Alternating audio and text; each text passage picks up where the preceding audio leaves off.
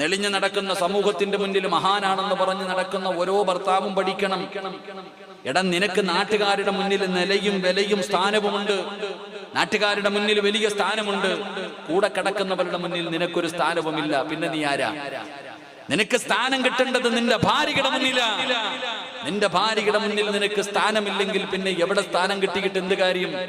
നിങ്ങൾ പഠിക്കേണ്ടത് പ്രവാചകൻ സല്ലല്ലാഹു അലൈഹി വസല്ലമ തങ്ങൾ ബദർ യുദ്ധത്തിന് വരട്ടെ എന്ന് ചോദിക്കുന്ന തന്റെ പ്രിയപ്പെട്ട മകളുടെ ഭർത്താവിനോട് അള്ളാഹുവിന്റെ പ്രവാചകൻ സല്ലല്ലാഹു അലൈഹി വസല്ലമ തങ്ങൾ പറഞ്ഞു, നിന്റെ ഭാര്യ സുഖമില്ലാതെ കിടക്കുകയല്ലേ, നിന്റെ ഭാര്യ റുഖിയ സുഖമില്ലാതെ കിടക്കുകയല്ലേ, നീ യുദ്ധത്തിന് വരണ്ട, പോയിട്ട് ഭാര്യയ്ക്ക് ഖിദ്മത്ത് ചെയ്യ്. മഹാനായ നബി മുഹമ്മദ് മുസ്തഫ, ഉറക്കപ്പറ, മഹാനായ നബി മുഹമ്മദ് മുസ്തഫ സല്ലല്ലാഹു അലൈഹി വസല്ലം ഭാര്യയ്ക്ക് ഖിദ്മത്ത് ചെയ്യാൻ പറഞ്ഞു വിടുകയാ മുത്തുനബി.